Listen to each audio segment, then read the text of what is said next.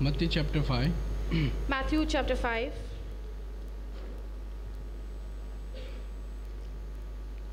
उसमें 4 में In that the fourth chapter. मत्ती 5:4 में Matthew chapter 5 verse 4.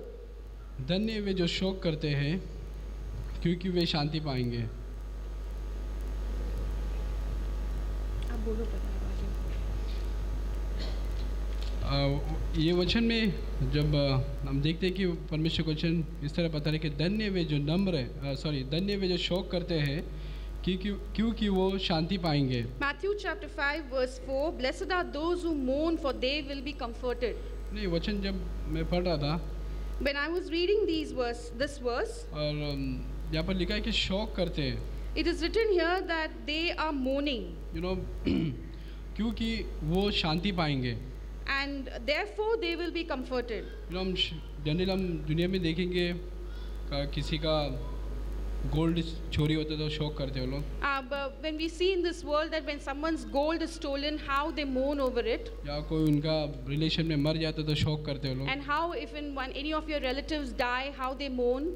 काफ़ी सारा चीज़ है शोक करने का। There are so many things because of which people mourn. लेकिन बाइबल हमको कुछ अलग शोक के बारे में बता रहा है। But here the word of God is talking about mourning for something very different. शोक जो हम परमेश्वर को उसके हृदय को ठेस पहुंचाते हैं। This is the kind of mourning which happens because we have hurt God's heart. हमको रियलाइज नहीं होता कितने बार we never realize these things so many times, कि हम जब परमेश्वर को विरुद्ध पाप करते हैं that we sin against God, तो परमेश्वर को हम उसके हृदय को ठेस पहुंचाते हैं, and by doing that we hurt God's heart, और हमको उसके लिए शोक करना है। and we have to mourn for that. हमारा कभी वॉलेट अगर चोरी हो गया या ट्रेन में कोई पॉकेट मार लिया, if our wallet gets stolen, or if in the train while traveling our wallet gets stolen, काफी सारा शौक करना रहे यार क्या हो गया मेरे साथ, and we mourn a lot as to, and we wonder why this has happened. क्या तुम पाप के विषय में तुम इस तरह सोचते हो, लॉर्ड मैंने क्या किया तेरे विरुद्ध? And so are we mourning similarly or more about sin, that to Lord because of my sin what is happening to you? मैं एक सीन था जो मैं बहुत ही हल्का तरीके से लेता था। Sorry? एक बात था जो मेरे को बहुत ही हल्का लगता था। There was a sin in my life which I was taking it very lightly. शायद आप लोग भी सोचते थे कि वो बहुत ही हल्का है। But you also might think that's a very light sin. But लेकिन मैं लास्ट वीक में सीख रहा था। But in the last week I was learning कि चिंता करना।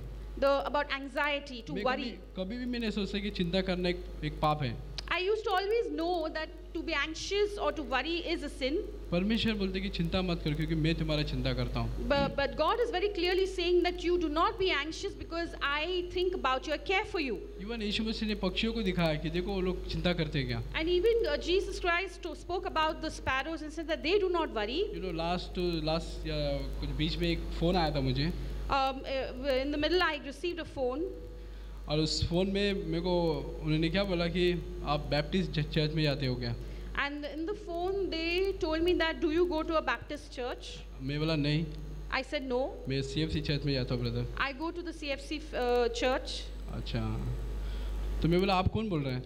So I asked them as to who is this, who is talking? उसने कुछ मोजेस करके नाम बताया। He said that his name is Moses. But लेकिन बाद में फिर उसका बात करने का तरीका कुछ इतना ये नहीं था।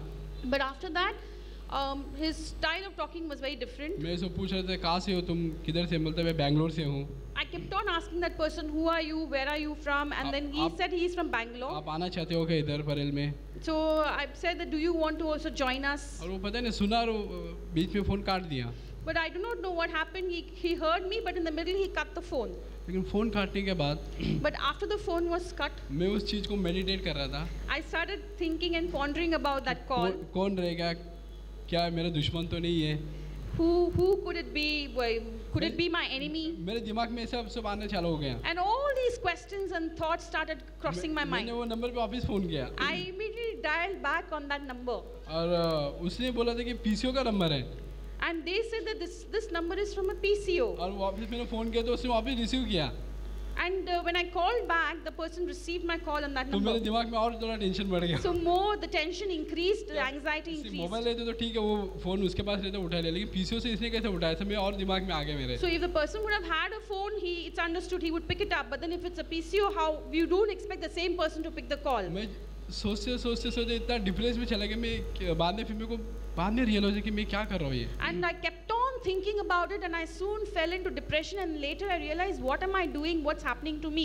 शैतान मेरे दिमाग में ऐसा चीज़ डालते गया मैं उसमें बहता गया मैं। And one after the other, devil started putting all those thoughts in my mind and I started flowing with those thoughts. और मैं बाद में मेरे को बोला, परमेश्वर ने बोला कि क्यों चिंता कर रहा है। And then God spoke to me that why are you worrying? Why are you in anxiety? उस चीज़ के लिए मैंने बोला, लॉर्ड मुझे माफ़ कर, मैं चिंता किया चीज़ के लिए। And I immediately asked sorry from the Lord. I asked him forgiveness. The Lord, You know, last week में मुझे बहुत ही एक चीज़ में कंफर्ट मिला। And then in the last week, God comforted me जब तुम परमेश्वर पर ट्रस्ट करोगे that when you trust the Lord, तो चिंता करने का कोई ज़रूरत नहीं। you do not have to worry about anything. मैंने लास्ट वीक में सीखा, जब मैं कुछ बैंक में गया था, कुछ गड़बड़ हो गया था मेरा कुछ डेट्स में। Last week when I went to the bank, I learned about this and it was an incident where in writing the dates there was some mistake. सो मैं थोड़ा मेरे चिंता जैसा लगे कि ये लोग ऐसे क्यों किया।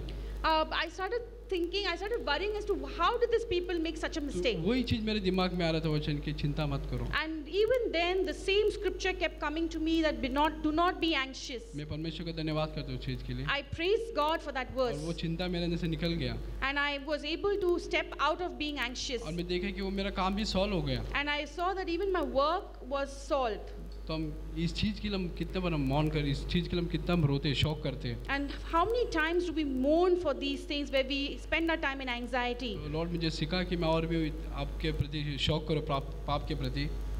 And the Lord teach me that how I'm supposed to mourn for times and things when I've sinned against you. You know, मैं कुछ बीच में शिफ्टिंग करने की सोचा था। शिफ्टिंग मेरा घर। I was planning to shift. तो मैं घर के बारे में थोड़ा सोच रहा था। So I was thinking about my house. परमेश्वर ने मुझसे बात किया। God spoke to me. तो चिंता क्यों कर रहा है? Why are you worrying? Any को देख। Look at Annie. वो चिंता कर रही है? Is she worrying? नहीं। No. वो सिर्फ मेरे पे डिपेंड है पूरा।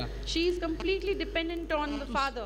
उससे मतलब सीख रहा था कि उस तरह हमको डिपेंड रहना है परमेश्वर पे। And so you learn from her, and just as a child is dependent on the Father, we have to be dependent on our God. Completely उस पे डिपेंड रहेगा। In total dependence on our God. तो कुछ भी नहीं होगा, हमको लग रहा है कि कुछ होएगा यार, कुछ तो क्या हम देख के हमको लगता है। And we completely trust our God.